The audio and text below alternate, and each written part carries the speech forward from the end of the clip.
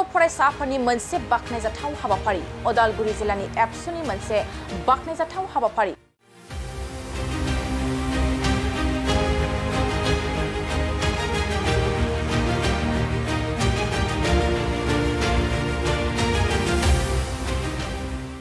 उदालगुरि जिल्लानि एबसुआ मोनथाम दाबिखौ लानानै सावरायदों जिल्लानि गोदानै थिसनजानाय आइएस जगदीश ब्रह्म बिथांजों।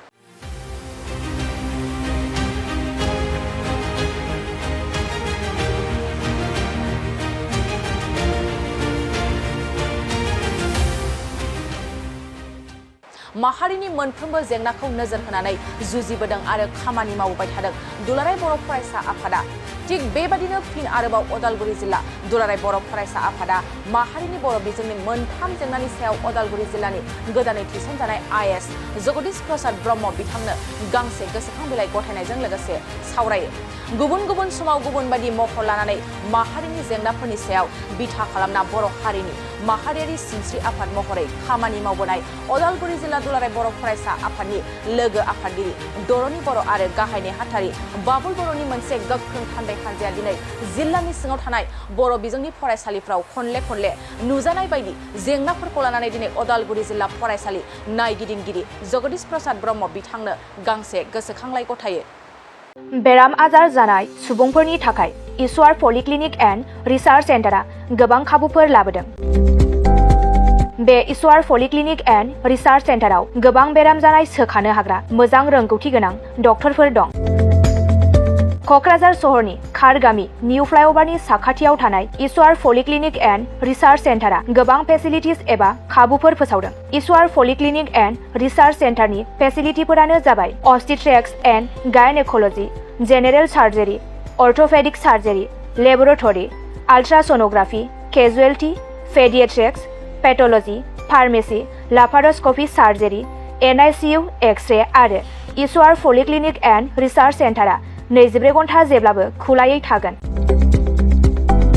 लांलाय लाबोलायनि एम्बुलेन्सआबो मोजाङै सार्भिस थागोन। निखावरि सुबुंफोरनो इसवार पलिक्लिनिक एन्ड रिसार्च सेन्टारा रेहाय होनाय जागोन आरो बेराम आजारफोरखौ बे इसवार पलिक्लिनिक एन्ड रिसार्च सेन्टाराव मोजाङैनो देहाखौ फाहामथाय लाफैनो हागोन।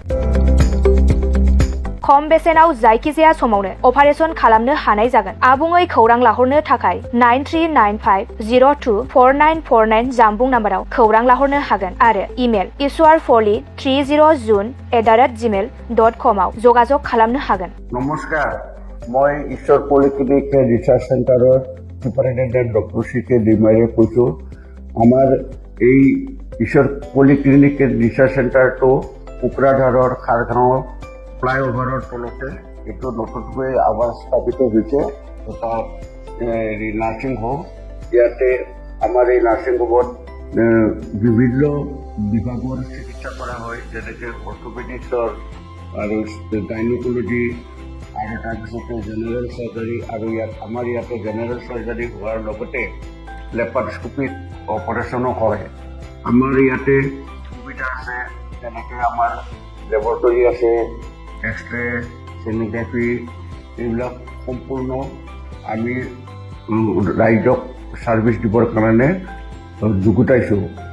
ৰাইজ আমাৰ ইয়াতে OPD যিটো মানে বহিৰ্বিভাগৰ ৰোগী চোৱা হয় সেইটো আমাৰ চোৱা হয়। তাৰোপৰি দিনে ৰাতিয়ে আমাৰ ইয়াতে অপাৰেশ্যন কৰা হয়। গোটেইখিনি সুবিধা আপোনালোকে পাব। ইয়াৰ উপৰিও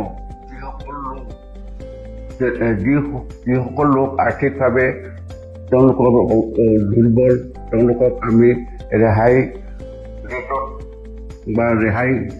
ৰেটত আমি চিকিৎসা কৰিবৰ কাৰণে যত্ন কৰিম।